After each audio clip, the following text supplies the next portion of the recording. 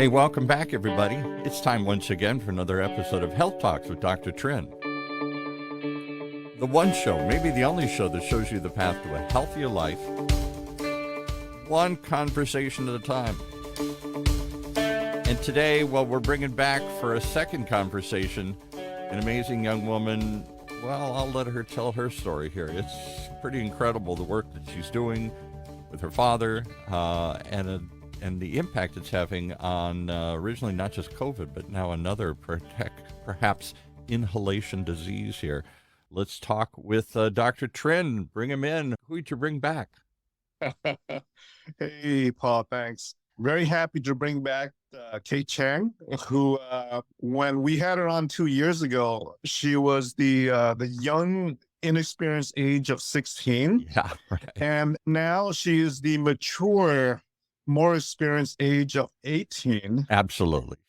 She's way past her youth. Now she's well into contributing to society here, right?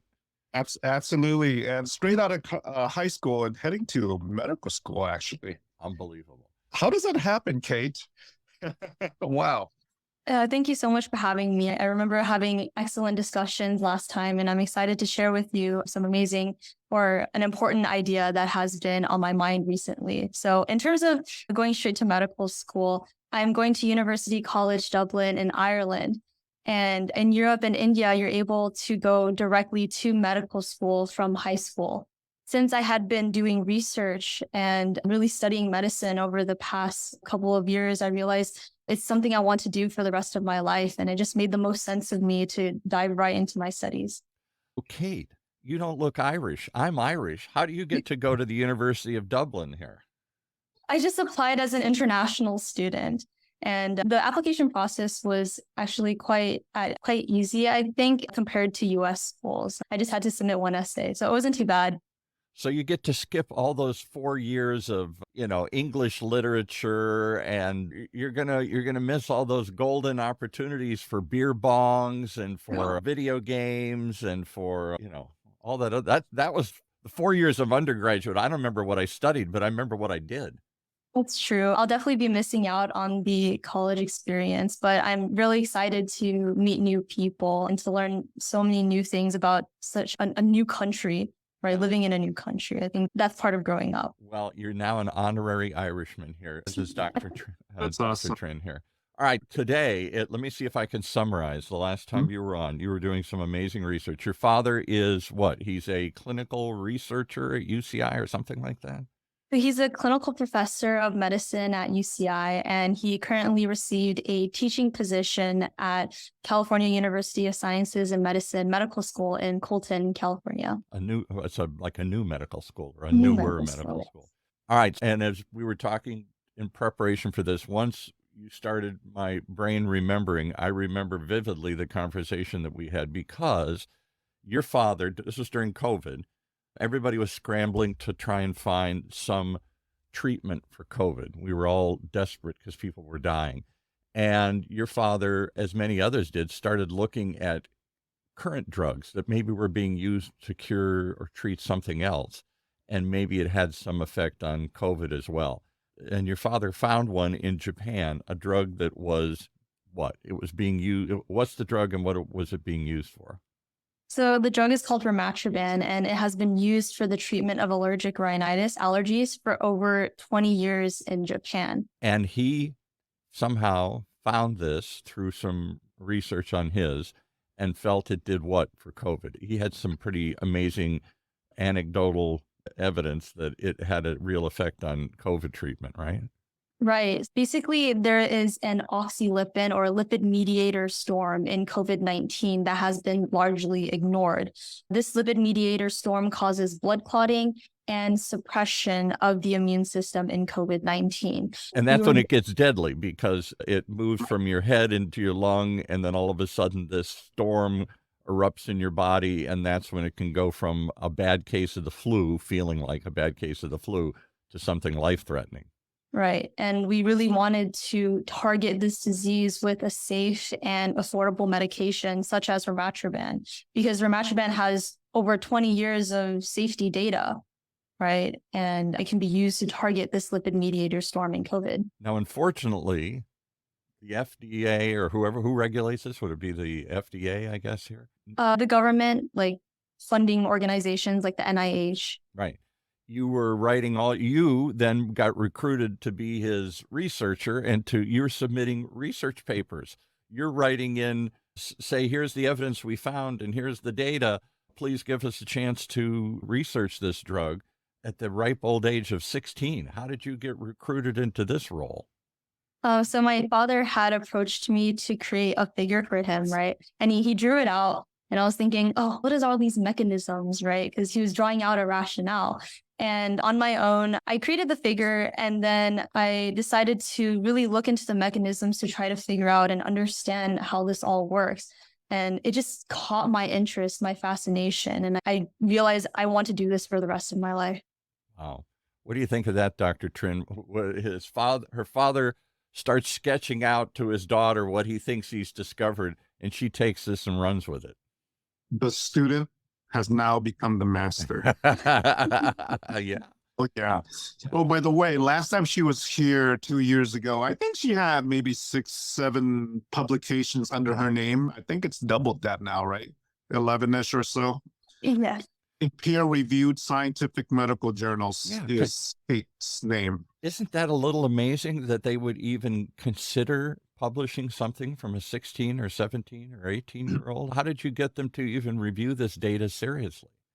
And of course, I was fortunate enough to have my father on the paper, of course, and he really guided me through the writing process. It didn't come overnight. I had to keep practicing and keep asking him questions. I would call him in the middle of the night and try to figure out different things. So I'm very fortunate. And of course, I'm affiliated with Care Biosciences and now University College Dublin. All this credentials. Did you have many credentials at 18, Dr. Trinh? Don't think. The only credential I had was I got really high points on Pac-Man. Yeah, right. I think And I the was the other video pinball game. king in my dorm at 18. I think that's all I could be. Yeah, right. Yeah, I was really good at video games and usually did pretty well. Those are my...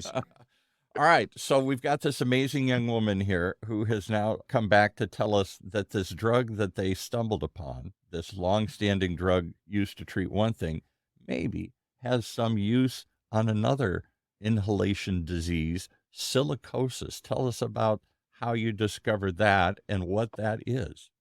So just to give like a little bit of a recap for COVID, Ramatroban successfully treated my very own grandmother in 2021 when she fell ill with severe COVID-19. This was like in India or someplace or what? In India, right. Because no medications were working and her oxygen levels fell to 82%. Within 24 hours of taking the medication, her O2 levels went up to the 90s and she went on to make a full recovery. Ramatroban treated her along with 3 other severe COVID-19 patients in India. So we managed to actually get funding to test Ramatroban in a clinical trial of hospitalized patients, which is currently ongoing in India. Okay. Stop for 1 second. So why, given the data and the published information that you got, why was the FDA, it seems like nobody was paying attention here in the United States. We're all desperately searching for something. The former president was pursuing one drug that was controversial. Everybody's running around saying there might be something already we have that can be repurposed for this use. Why did nobody respond? Why wasn't this front page news in medical science today in the United States? Well, I guess it wasn't front page news because we're not a big company. We're not like Pfizer or Moderna, but we actually got funding from Open Philanthropy, which is a foundation created by the Facebook founders, and they wanted to put their money into philanthropic use. So we received a funding for the acute phase of the clinical trial from Open Philanthropy.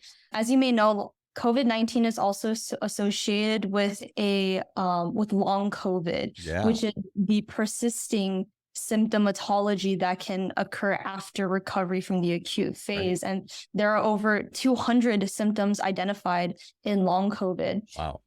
We have a 1-year follow-up phase of our study, and that follow-up phase is funded by the government, by BARDA. Okay, and is that by the United States government or this is the Indian government? A U.S. government. U.S. government. So you did get some response. People did pay attention. Because Yeah. when you were on, you were like, we got this thing, we found it. Nobody seems to pay much attention to it. Everybody's scrambling around looking for something. We might have something here. Right. All right. So you got this funding and you're pursuing that. But in the process, you discovered what? This might work for some other disease that I never even heard of. So we've also been looking at other diseases that have a similar mechanism of action as COVID-19, this lipid mediator storm, which can be targeted with Ramatroban. And there is a pressing, probably one of the biggest public health issues that immigrant workers are facing, and that's silicosis. Despite what the name suggests, silicosis is no laughing matter. Yeah. It is caused by silica dust inhalation. To give you a perspective, quartz countertops are perhaps one of the most popular types of countertops used in the US. I got them all over my house. Right. Yeah, right. Because of their durability and their ease of maintenance. Even Martha Stewart had recommended the use of quartz countertops. Right. It is made up of 95% silica dust bonded together by a resin. So when workers are cutting and fabricating these quartz countertops, it leads to release of silica dust particles that they inhale. This causes silicosis or scarring of the lungs. This progressive scarring or fibrosis can lead to need for lung transplantation. So it is lung transplant. So what, Dr. Trinh, you're a doctor. I know there's a million things you got to memorize here. Have you ever heard anybody talk about this silly disease called silicosis? Not so silly. Yeah, very rare. It doesn't get the attention it deserves. It's stuff that you read in medical school and are on board exams, but it doesn't get the press that it needs. And I'm glad it's getting some attention now, because this potential exposure is in common everyday, life and kitchens and things of that sort. Yeah. Given the prevalence of this product, I don't know anybody that doesn't have some kind of either corian, so that's probably a different product, or quartz countertops. We've all got some sort of what we call granite quartz countertops somewhere here in our house, because that's what everybody uses. And yes, those things obviously have to get cut into shape. And when you cut through them, somebody's breathing that dust, because I never see them wearing any sort of masks or anything when they install them in my house. Right, exactly. So bringing awareness to this issue is very important, because there's mitigation strategies like wearing masks during cutting and even water suppression of dust release, meaning that when they're cutting through the quartz, then water is being progressively released on the area so that it doesn't let the silica dust fly off. Right. And there must be, in the bigger factories where they prefabricate the shape, you get a big slab. Those slabs have been cut down from something probably much bigger. I don't know what the machine churns out when it does all this. I didn't realize it. I thought it was real quartz. I thought they were going in, and somehow digging this stuff up out of the dirt, pool table slate or something. And I thought, there were big quarries somewhere that they're bringing this stuff. All they're doing is just taking dust and bonding it together and making it look pretty. Yes, exactly. It's artificial or engineered stone. Wow. Okay. Well, once again, I've learned something. All right. So your product that you've been, I won't say playing with, investigating, that you've discovered, that you've been focused on, this product in Japan, is it available here in the U.S. or is it not an approved drug here in the U.S.? So it's not available in the U.S., only in Japan. Especially because it's a generic medication. So pharma companies haven't really jumped onto it. And we have been looking at this over the past couple of years peripherally, but this really was brought to our attention by a study published in JAMA Internal Medicine just recently. They reported on 52 patients with silicosis in California. All of these patients were Spanish-speaking Latino men with a median age of 45 years. 51 of the patients were immigrant workers. So this disease really disproportionately affects minorities. Because when you go hire somebody to do this, I hate to say it, most of them are probably immigrants or Hispanic immigrants that are doing the work. I don't know why that's true, but those tend to be the labor force that we bring in to do these home improvement projects here, or work in these factories to produce this product here. 20 of the patients had presented with progressive massive fibrosis, meaning that they presented with the severe disease, the severe form of the disease, 10 of which were fatal. And 30 of the patients actually had delayed diagnosis. So a lot of times when they come in to see the physician, they are misdiagnosed with Because another they're type just coughing or whatever, and they say, oh, don't worry about it. It's something else. Right. So the silicosis is not caught early on, and then they eventually progress into more severe form until it's too late. Well, because Dr. Trinh says it's rare. It's not the first thing on people's mind, right, doctor? It'd be the first thing. It's not the first thing you think of when somebody walks in and exhibits some symptoms. You just think it's dust. Yeah. And, it's dirty and you're doing construction or whatever it is, but you don't realize this stuff's building up in your lungs and causing long-term damage. I would think, I'm not trying to get ahead of this here, but I would think that there would be some sort of law firms that would be jumping on this and realizing that there's some claim to be made against the manufacturers of this product, that if they're not properly teaching the people, particularly not the installers so much, they're all little mom and pop guys doing this, but the people who make the product. I'm thinking of the same thing that happened with, what's the stuff that they use on brakes and everything here? Help me, I'm blanking here. What's the asbestos, and they had these long asbestos claims, and it took 20, 30 years for a little inhalation of asbestos was causing major problems and death and other things, but it took 20 years to manifest itself. And in the 40s, 50s, 60s, people were just working with asbestos in factories or in housing, and nobody was thinking anything about it. Now they ripped all that stuff out because they found out that even a little bit of inhalation causes a major problem in your body, right? Right. Actually, I would like to point out that in an interview with the authors, Dr. Carrie Redlich from Yale, she pointed out that there's not enough surveillance of silicosis in the US. Right. So there's around 100,000 individuals working in this hazardous field, right, in the US. Surveillance reports from Australia estimate that there's around 25%, that 25% of these workers have silicosis. But since we don't monitor it here, how do you know there's a problem if you don't even look at it? It's an immigrant population. They don't make a lot of money. They don't speak English. They don't go see healthcare providers very often. And when they do, it's a rare disease that doesn't come to mind. All of this sounds like the perfect storm, not just whatever you called it, what's the storm word that you use to describe the disease itself here?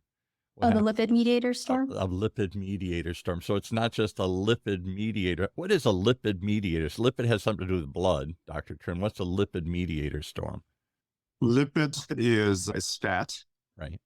And lipid is required to do a lot of cellular transactions, I would call it, whether it is allowing for vitamins to be absorbed, fat-soluble vitamins. It's made up of our cellular membrane is basically a fatty membrane. And so a lot of transactions occur and it requires that lipid. And that dysfunction can occur with these types of exposures. And what is the dysfunction? So a lipid mediator storm, that sounds like something's out of control. Something's gone haywire. Dr. Kate. So, yeah, well, not so long you'd be calling her Dr. Kate. So explain then, we take this lipid and what is the mediator storm? What is that phenomenon? So like Dr. Trinh said, lipid mediators are actually very important for cellular functions. But the problem comes when there's too many lipids, right, in your lungs, right? And this leads to a storm. Then that can cause inflammation, immune cell recruitment to the lungs, and the progression of fibrosis. So there's always this yin-yang where like too much of anything is bad. But when it turns into a storm, that sounds like it's gone out of control, right? Right. And so therefore, and this is when the disease, at least in COVID, becomes deadly. Is that the same thing with silicosis? Does this create this same storm effect in your body where it gets out of control here and then starts scarring your lungs, and therefore your blood, you're not inhaling enough oxygen and all these other things here? Yes, it appears so. Actually, in 2021, a study from one of the top universities in China came out of a silicosis mouse model where they exposed mice to silica inhalation. And they found that when they treated these mice with Ramatroban, which targets this lipid mediator storm, specifically the lipid mediators thromboxane and prostaglandin D2. Ramatroban reduced inflammation, it reduced cardiopulmonary dysfunction, and most importantly, it reduced the fibrosis associated with silica inhalation. And fibrosis is what? The scarring of the fiber? Scarring. Yeah. So definitely this lipid mediator storm is definitely playing a role. And Dr. Trinh, one more medical explanation here. So fibrosis is what? Any sort of like cystic fibrosis. That's the only one I've ever heard of. Fibrosis is the result of typically persistent chronic inflammation that damages the lungs or any organ actually. And that damage results in scarring. That scarring is called fibrosis.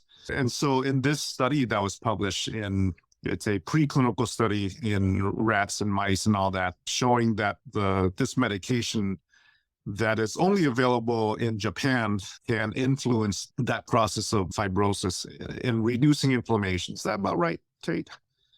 Yes, right. All right, so I know I'm going to ask a question. I think I already know the answer. The answer is money, as my late father used to say. What's the question? I'll tell you the answer already. It's money.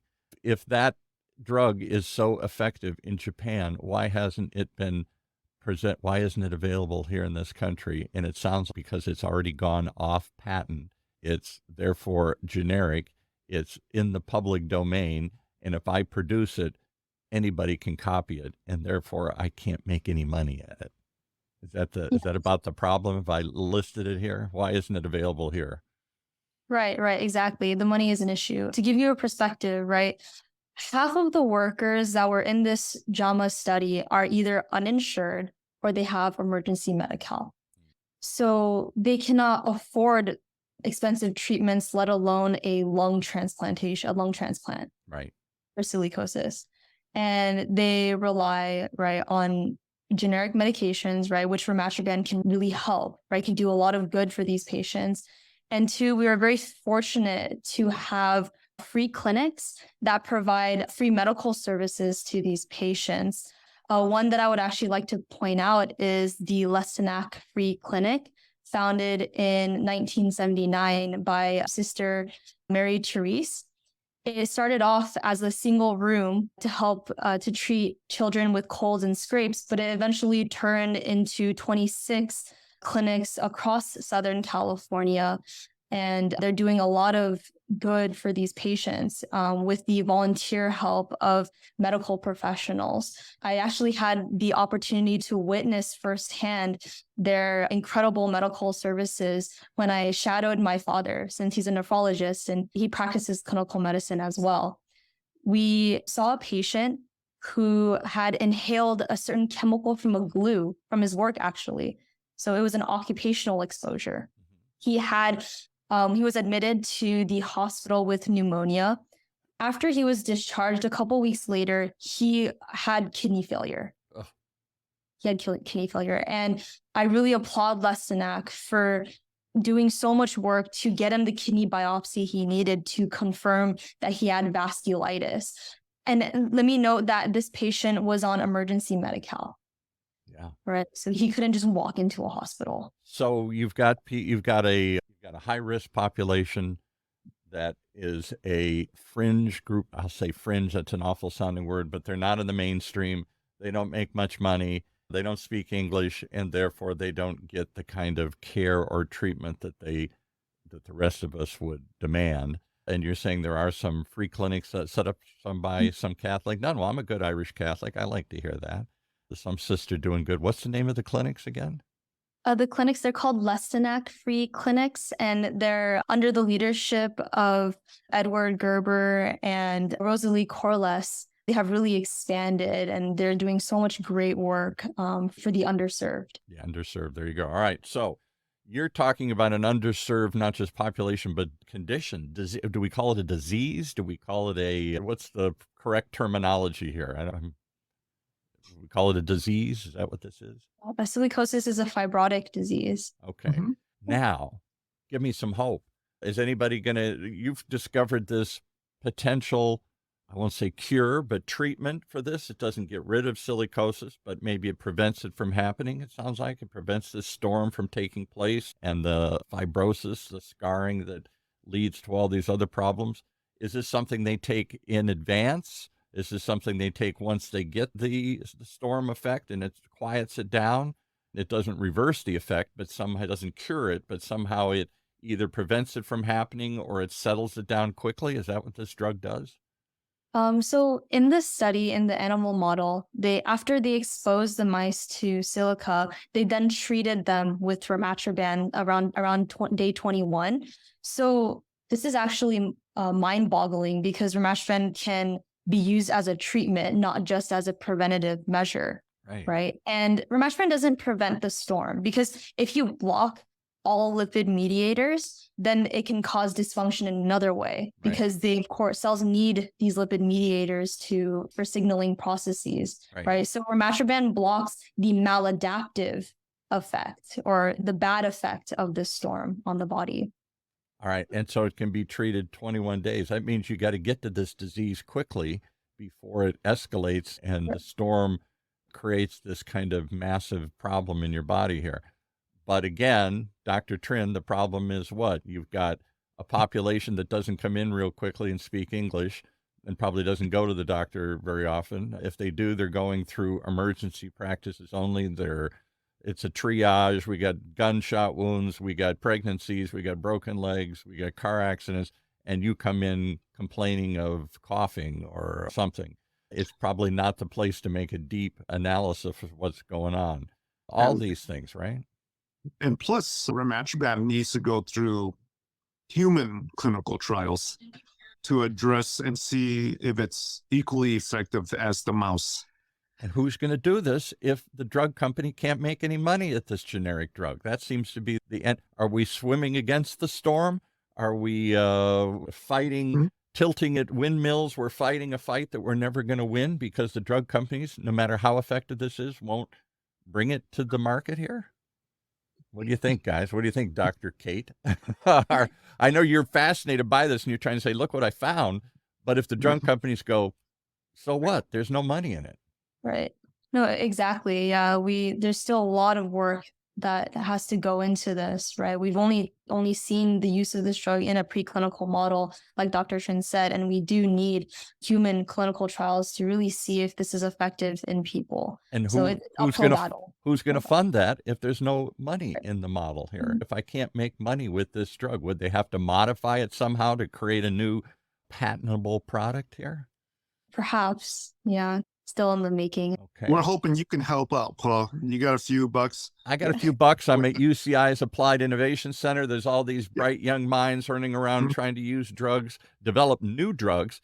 You got a drug that's already been around a long time. But again, so who produces it in Japan? Why does anybody even produce it in Japan? There's no money for it anywhere. Why is it available there? Right. So it's produced by Kotobiki Pharma, which is actually a generic company. So they specialize in the production of generics. So that's why it's still being produced. The drug was originally a bear medication.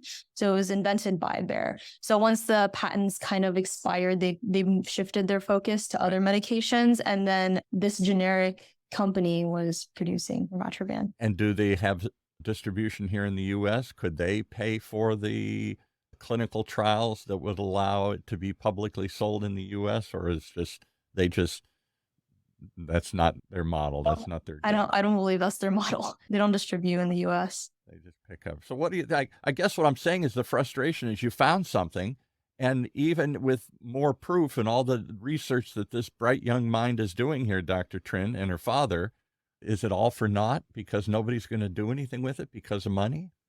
Well, we're going to highlight through shows like this and through talks that perhaps maybe with grassroots supports and making a louder noise, that some attention would be paid to this on the potential. And we're saying potential because we don't know until clinical trials are done. Right. Generic medications that may be effective for current health conditions today. Yeah. Including COVID, which that's why I thought everybody would jump on this because COVID is the drug. a disease of the day. At least it was a couple of years ago. It was all we talked about. And any of this, oh my God, you get any potential thing. What was the other drug that the President Trump was trying to push on everybody, and then everybody pushed back? What was that one called? It was being used for some other disease. There's a few. There's Plaquenil. Yeah, there's several, which of course, like anything else, needs to go through clinical trials and things of that sort. Right. And he and others were for a while saying, just take this drug, and it's being used for something else, but it's available, use it. And then there was a whole pushback saying, no, it doesn't do anything. In fact, maybe it causes more problems or something here. I don't know. The point being that there was a lot of discussion of trying to take existing medications and using them in a different purpose. So I would think everybody would have jumped on this. But you're telling me there wasn't this outpouring response. The National Institute of Health didn't go, oh boy, we got another one, and immediately rush to investigate this. They seem, despite your efforts, despite your research, despite your published studies and your anecdotal evidence, the NIH wasn't jumping up and down to investigate this one. Is that true? Right, exactly. But we're very fortunate to have platforms like OC Radio, news channels, right, that are willing to really talk about this important issue. And that's how we were able to get funding from a philanthropic organization, rather, who are really monitoring this whole process and making sure that, of course, we have our deliverables and we're really getting this done. Well, let's get the founders of Facebook on here. And why they picked this here. They probably didn't even see it. They just fund it, and somebody else runs their philanthropic organization here. Open Philanthropy, they, of course, have physicians and scientists, right, in their foundation who coordinate all of this, right, and make sure that the rationale is strong enough to fund, for example, Ramatroban. Yeah, it doesn't mean just because they got endless money that they're going to endlessly throw it away. They're going to make sure it's used properly here. I'd love to get somebody on from that organization and talk about why I'm sure they fund lots of things, but maybe why they picked to support this. Your evidence apparently was compelling enough for them to throw some money at this thing here. That would be excellent. Yeah. Yeah, maybe give it a few years. When Kate is maybe 20 years old, she may have more credibility. Well, she'll have 20 degrees by then here. Yeah. And yeah, and 100 publications under her by then. Yeah, right. We won't even be able to get to her by then. She'll be so famous and so hard to reach. Now she's available to us, but then who knows? She's Jonas Salk. She's invented a cure for polio or something here by then, Absolutely. All right. This is a condition that goes underreported, partly because it's the population it affects. It's, by Dr. Trin's admission, a rare disease that most don't think about very often. And you've identified a problem and a potential, treatment. It's not a cure. It doesn't make it go away, but it helps prevent this from happening or getting out of control here. Where do you think you take this next here? Is it just pure research? You're just into the pure research of it. Wow, look what I found. And then look at this and look at this. I'm trying to find the end result here. Does it take 10 years for this to manifest itself and turn into something? Is it just another interesting research product that gets put on the shelf and forgotten about? Where do you see this whole thing going? Well, I see it going to clinical trials, right? When we apply for more government funding. And I think that due to this article published in JAMA, I think it's going to be brought to the government's attention, right? And hopefully the government will start focusing on it more and have funding opportunities for clinical trials. So the government, you're saying the government, the NIH may actually fund some more studies of this to try and track some interest to it here or to pursue it. They might do it just as pure research, just to say, look, we took it further and this really does do something. Doesn't somebody want to produce this? Doesn't somebody want to distribute this? Right. And of course, there's funding for orphan indications, meaning that for rare diseases, they already have funding mechanisms in place. We should put you together we just did a show with, follow me for a second. I'm see if I can explain this. One of the podcasts we just produced as a trial for a giant organization that you've probably both heard of. You've certainly heard of the publications. Is a company called Elsevier. Elsevier produces the British medical journal Lancet and 1,000 other publications here. They're a European company. They produce all sorts of medical publications. I want to say 1,000 or more for these, very specific kinds of situations. And these publications also, they have an initiative called Year of the Tiger. I think it's the Year of the Tiger. I may have it wrong. I'd have to go back and listen, but it's basically an initiative pushing orphan drugs and diseases to investigate these small things that there isn't a big enough market for here. And we just did a podcast for them here. And I wonder if there's some connection here. I have no idea. I don't know if they're funding the research or just reporting the research, but they have it's a billion-dollar company, multi-billion-dollar company with all this stuff here. And oddly enough, they came on one of our shows. They liked what we did, and we helped them produce some podcasts about this organization and the work they're doing. I wonder if there's some connection to be made there. What do you think? Anything? Am I grasping for straws here? Am I grasping for connections that may not exist here? Who knows? I'll look into that for you here. So how are you going to do all this if you're going to medical school? You can't go to medical school right now. There's too much research to be done. Yeah, actually, that's what I was thinking about just recently, how I will balance research between schooling and trying to work on all of this. And I'll just take it one day at a time, right? I don't know what my schedule is yet for medical school. And of course, I really want to become a good physician, right? Even being able to connect, right, a patient's symptomatology to their work. Right. When my dad was diagnosing the patient, he started to ask questions. What do you do for a living? Right. And I wondered to myself, why are you asking that? How does that have anything to do with the patient's symptomatology? And it had everything to do with it. Yeah. So being able to do that, I want to be a good physician like that. Does anybody ever ask those questions, Dr. Trinh? Nobody ever asked me what I do for a living. They ask me what the problem is. They go, oh, I stick my tongue out, and then they give me a pill or they give me a prescription. Yeah, and they should. That question isn't asked too often. Most of the time we ask about your past medical history, do you smoke, do you drink alcohol? Right. But yeah, work environment influences our health. Yeah. Whether you're in the machine shop where you're exposed to chemicals versus working somewhere else, it does influence health. And it's an important question to ask during the medical intake. Absolutely.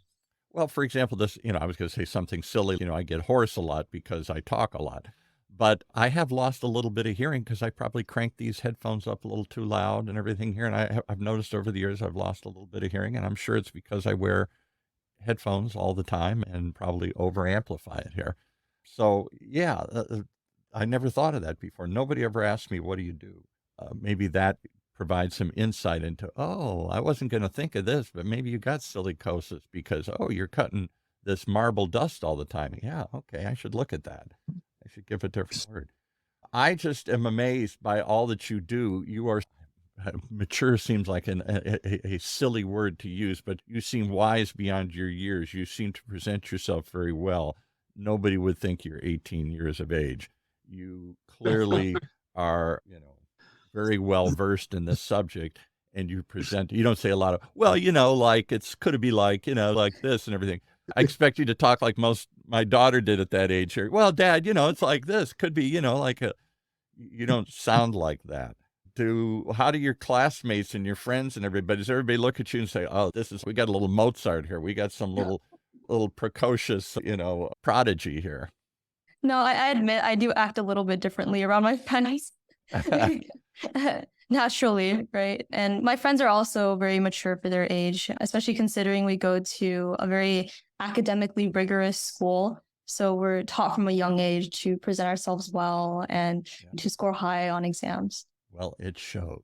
And my hat's off to your father and to your friends and your organization. You give us all hope when I tend to think that your generation is a bunch of slackers and hackers and just want a handout and a quick trip to the top. And how do I become a vice president? And I'm not going to work at this, and just give me the answer right now, today. I don't see a lot of that kind of effort that earlier generations did to get where they're going. Everybody wants a quick answer and a quick path and an immediate result. And you're working on something that's not immediate, and you're hanging in there and working on something very long-term. My hat's off to you here. Your father's got to be amazed. I'm sure he's proud, but he's got to be amazed that you picked up and ran with this thing. He's just explaining to his daughter some technical thing that he's doing, hoping that she'll understand any of it. And she won't say, yeah, Dad, give me the car keys next here. That's all I want. It's real interesting what you're doing. Can I borrow the car now and let's go? But you really grabbed onto this and ran with it here. What part of medicine excites you, Kate? Because there's so many facets of medicine. There's cardiology, pulmonology, brain health. Or research, just pure research. Yeah. What excites you at medicine? Oh, I get so excited by the immune system because it involves every single organ system, right? The immune system is the whole body, and particularly platelets. So that's why I'm really excited about University College Dublin, because they have a world-class laboratory working on platelets. So I'm excited to continue my research over there and long term. Unbelievable. We're casually discussing the discovery of a underreported disease and perhaps a treatment for it that's already available on the shelf, all being presented by an 18-year-old who's skipping college and going straight to med school. That's the kind of discussion we have every day on this channel here. This is just so ordinary for us. I have this kind of discussion all the time here. No, we're in a world where Barbie just came out, and too many kids are obsessed with Barbie, and adults too. And Barbie to me is the epitome of a brainless sort of bubble happy existence. I guess that's fun, and that's why we're embracing it. But it isn't Barbie's not, by her own admission, a very serious thinker here. I'm going to go see it. Why not? We all want that silly cartoon existence, and it has some deeper messages about, Barbie comes to realize there's more to the world than just her plastic existence here, and girls can do anything. And I get it. There's some messages behind this. But at the end of the day, it's about, let's just be brainless and let's just go out and party and dress in pink and have fun. Don't we all want to do that? But not Kate Chiang. While everybody's dressing in pink, she's looking into the pink insides of my body here and trying to find some, hidden connections there. I'm just amazed. I'm amazed. I'm trying to find ways to explain this here, because this just blows my mind, this whole discussion here. Dysfunction of the immune system touches everything from cancer, right? You make cancer cells every day.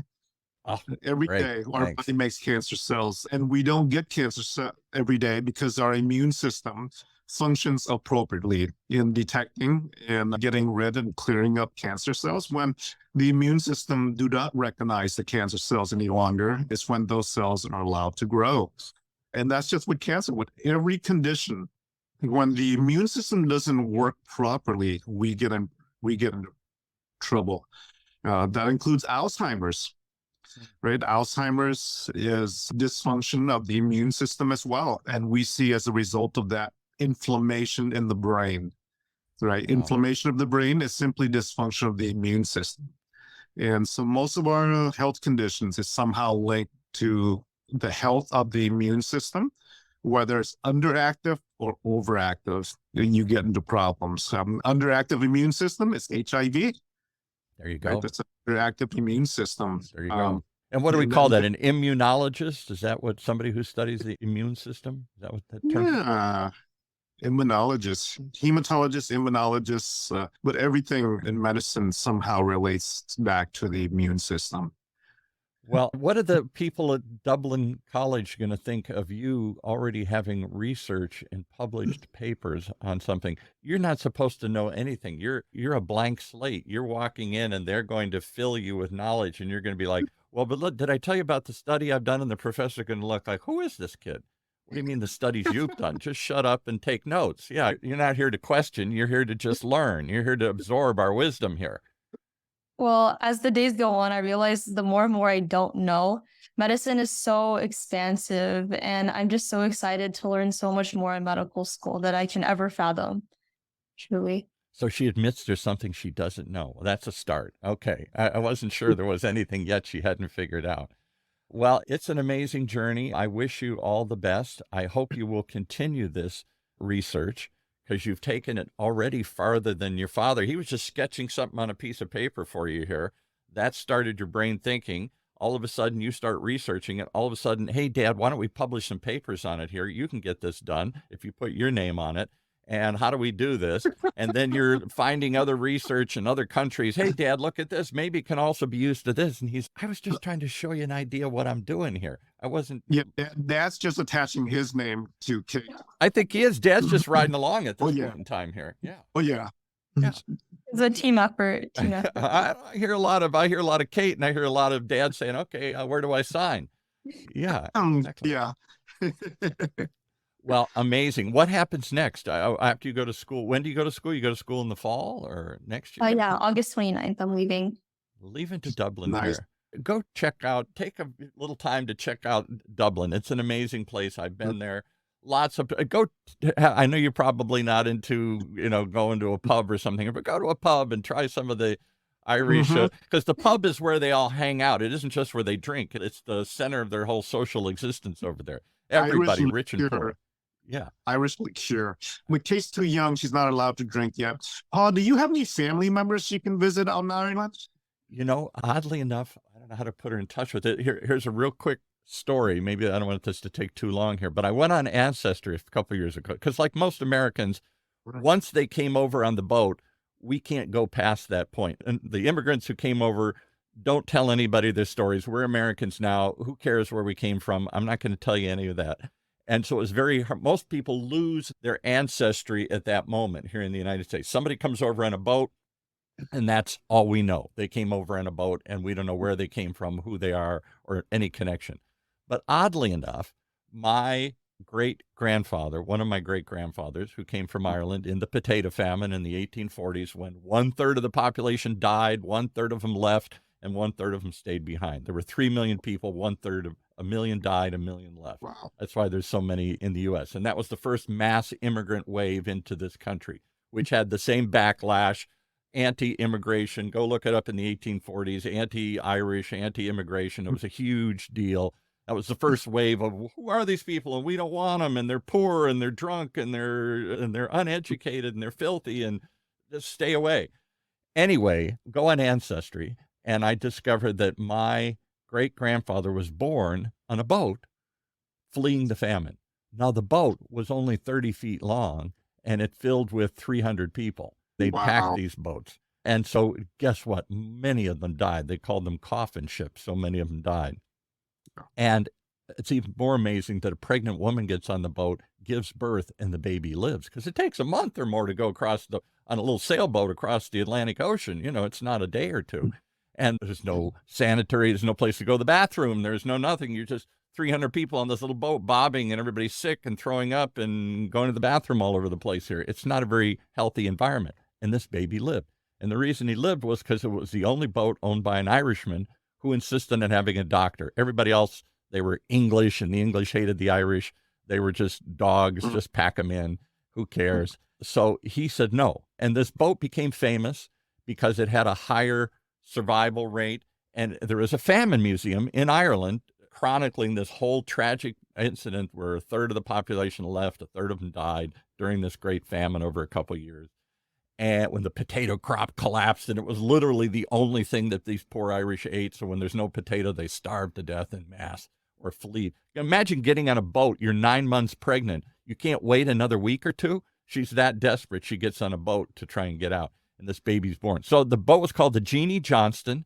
There's a replica of it in the Irish Famine Museum, and a statue of my great-great-grandmother holding my great-great-grandfather there.